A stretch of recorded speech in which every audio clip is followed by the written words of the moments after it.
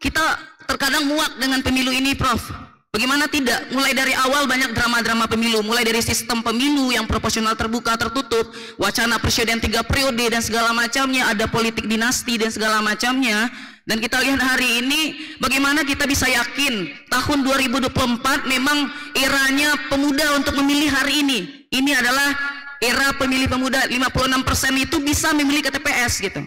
Apa Pak, 56% sekarang generasi milenial dan Gen Z, generasi Z. Gimana cara meyakinkan agar anak-anak seperti saudara ini mau datang ke TPS? Wong nyatanya sudah muak. Mau milih siapa? Muak milih calon-calonnya seperti itu, jorok semua, partainya kotor. Saudara jangan berpikiran begitu. Kalau orang saudara menginginkan yang baik, lalu tidak ada yang baik terus saudara tidak milih, semakin hancur negara ini. Oleh sebab itu, lawan rasa muak itu, datang ke TPS, pilih yang baik. Itu tanggung jawab saudara. Saudara, tidak lama lagi negara ini akan dipimpin oleh saudara. Saya sudah 23 tahun berturut-turut di pemerintahan. Sudah 40 tahun kalau dihitung sejak dari PNS. Sekarang sudah waktunya siap-siap untuk berhenti, dan saudara harus siap-siap untuk naik. Saudara tidak bisa menghindar mengelola Indonesia ini ke depan, karena ini warisan dari para pendiri negara untuk saudara-saudara, untuk kita lanjutkan sampai ke akhir masa kelak. Indonesia ini tetap ada. Jadi rasa muak jangan saudara jadikan alasan untuk tidak memilih. Pilih siapa saja yang menurut saya paling baik di antara yang baik. Saya selalu mengutip ini, saudara, pemilu itu bukan memilih malaikat. Malaikat itu tidak ada dosanya, tidak ada jeleknya malaikat. Tapi manusia itu memilih manusia untuk memimpin kita, sedangkan manusia tidak ada seorang pun manusia itu yang tidak ada jeleknya dan tidak ada bagusnya. Manusia itu selalu campuran antara baik dan buruk. Tugas saudara memilih yang baiknya lebih banyak dari jeleknya. Karena pemilu itu tidak mungkin memilih orang sempurna atau malaikat. Pemilu itu adalah satu sikap untuk menyatakan agar orang jahat tidak jadi pemimpin. Nah ya, ini pertanyaannya juga sama Nindya tadi, bagaimana lembaga yudikatif bisa dipercaya kalau seperti sekarang ini masalahnya? Saudara, yang di Mahkamah Konstitusi itu adalah peristiwa mendung bagi dunia hukum, tetapi sekarang awannya sudah dibersihkan. Karena apa? Penyebab mendungnya itu sudah diselesaikan melalui Majelis Kehormatan Mahkamah Konstitusi, sudah menyatakan dengan jelas ini pelanggaran berat. Ada yang tanya, Pak, itu yang melanggar itu kan 9 hakim melanggar semua, kok hanya 1 yang diberhentikan dari jabatannya? Iya, karena yang 8 itu hanya melakukan pelanggaran ringan, ngomong ke media terlanjur, tapi yang 1 melakukan pelanggaran berat. Ada yang tanya gini loh, Pak, kenapa sudah tahu melakukan pelanggaran berat kok hanya diberhentikan dari jabatan, kok tidak dipecat? Kan menurut aturan harus dipecat dari kedudukan sebagai hakim. Menurut saya putusan MK itu harus diterima sebagai keputusan final, tidak perlu diperdebatkan. Kenapa, Pak? Ya alasannya boleh saudara setuju, boleh tidak, tapi tetap ini alasannya. Saudara, kalau ketua MK itu diberhentikan, dia boleh naik banding dengan membentuk MK yang baru.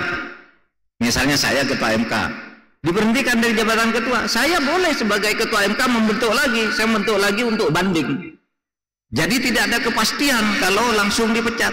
Kalau cuma diturunkan dari jabatannya lalu tidak boleh ikut sidang, sudah kepastian hukum segera terjamin, pemilu tidak terganggu, Itu yang sekarang harus kita terima.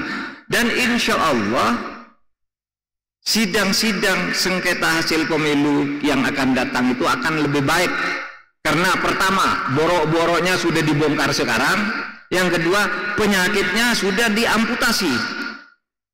Sehingga yang baru ini pasti akan takut untuk main-main dengan sengketa hasil pemilu nanti. Masalah lain, kalau tadi netralitas, yang sering jadi masalah itu yang lain adalah kecurangan antar kontestan. Jadi beda pemilu sekarang dengan pemilu di zaman Orde Baru. Kalau di zaman Orde Baru dulu, yang curang itu pemerintah terhadap kontestan. Sekarang kontestan lain curang terhadap kontestan lain. Partainya ini, ya, saya, misalnya nih, saya ikut pemilu bersama Pak Yuliandri, gitu. Kemudian ada juga Pak Suharyono misalnya. Pak Yuliandri misalnya mendapat suara 30.000. Untuk memperoleh satu kursi suaranya harus 35.000. Saya mendapat 2.000. Saya dapat 2.000, Pak Suharyono mendapat 4.000. Pak Yuliandri tidak bisa masuk, Pak Haryono tidak bisa masuk, saya tidak bisa masuk. Lalu Pak Yuliandri itu membayar Pak Haryono dan membayar saya jadi 36.000 masuk dia.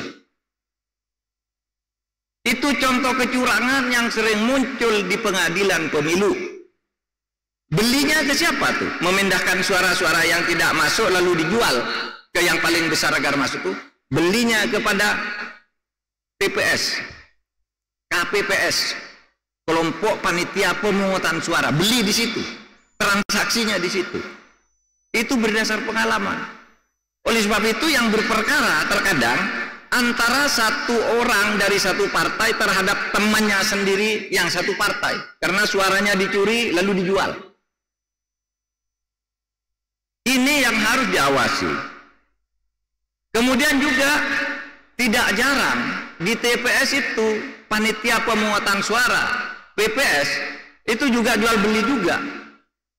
Sehingga saudara, ya, diharapkan saudara ini menjadi pemantau semua. Mungkin Pak Rektor bisa mengkoordinir agar membentuk barisan-barisan pemantau ke setiap TPS. Memantau, diviralkan aja. Ini hitungannya di TPS sekian ada masalah, viralkan langsung. Nanti akan disediakan di pusat perhitungan yang netral. Laporan nih, laporan yang datang dari masyarakat ini. Sekarang kok di kecamatan berubah, kok di kabupaten berubah. Di mana ini masalahnya akan ketahuan. Saudara, bukan hanya itu. Kalau cara penghitungan mungkin lebih gampang dikontrol seperti itu. Misalnya Pak Rektor menyediakan 100 HP, udah kamu ke 100 TPS, nanti perhitungannya dijepret, potret, divideokan, hasilnya terakhir bagaimana, kirim ke pusat penghimpun data netral di Jakarta. Itu gampang kalau cuma begitu. Tetapi proses menuju pencoblosan itu juga harus dikawal, bukan hanya di TPS. Karena terkadang kecurangan terjadi di sini, di proses-proses menuju tanggal pencoblosan. Saudara, ini semua saya katakan agar pemilu kita itu bermartabat.